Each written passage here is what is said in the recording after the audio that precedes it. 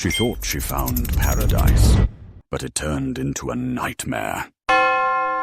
I booked the place to escape. No noise, no deadlines, just the ocean and silence. The listing showed sunlight through lace curtains, a porch swing, a bedroom filled with antiques. It said, "Perfect for artists and dreamers." Sounded harmless enough. When I arrived, it felt too perfect. Every chair precisely placed, every frame straight. The air smelled faintly of varnish and something sweet. Wood polish, maybe, or honey. A handwritten note waited on the table beside a basket of scones. "Welcome to the atelier. Treat everything as if it were alive." I laughed it off, then noticed the dolls. Dozens of porcelain figures lined the shelves and windowsills, each with a tiny suitcase by its feet. Their faces were painted with soft smiles, eyes so glossy they almost looked wet. That night, I woke to a sound. Tap,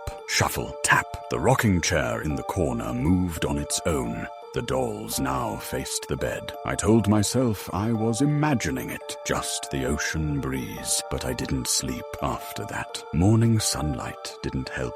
When I checked the guest book, every message ended the same way. "He's such a gracious host. No names, no dates, just that." I went into town, asked the barista about the house. She froze mid-pour. "You're staying there?" she said quietly. "You should leave before dark." Then she refused to say more. When I returned, the door was unlocked. The air inside felt different, heavy, humid, like the house had been breathing while I was gone. On the table, another note waited. "Checkout time has been extended." The power flickered. My phone wouldn't charge. The only thing working was the sewing machine in the corner, its motor humming faintly, though it wasn't plugged in. The dolls had moved again, now sitting on the floor, all facing the hallway. I whispered, "Okay, whoever's doing this, stop!" My voice trembled. The boards above creaked. Slow, deliberate steps. I grabbed my phone, turned on the light. "Hello?" A figure appeared in the mirror, tall, thin, wearing an apron and a porcelain mask, cracked down one cheek.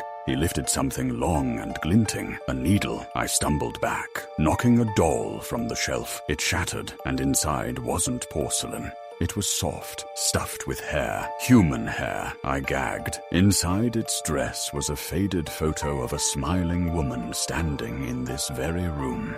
The steps came closer. I ran to the door. It wouldn't open. The sewing machine clicked on, needle rising and falling. A man's voice hummed from the darkness, low and tuneless. "Every guest leaves a piece of themselves behind," he whispered. I backed toward the stairs. The hallway seemed longer than before, doors where there hadn't been any. I opened one and froze. Inside hung unfinished dolls, faces half-stitched, eyes empty, mouths sewn shut. Something turned its head toward me. I ran for the last door at the end of the hall, light spilling through the crack. It was the bedroom. My suitcase sat neatly on the bed with a new tag. "Guest 13, checkout complete." My shaking hands unzipped it. Inside were clothes I didn't recognize, and beneath them a porcelain face. My own, cracked, lifeless. My phone buzzed. "Your stay has been extended. Enjoy another night."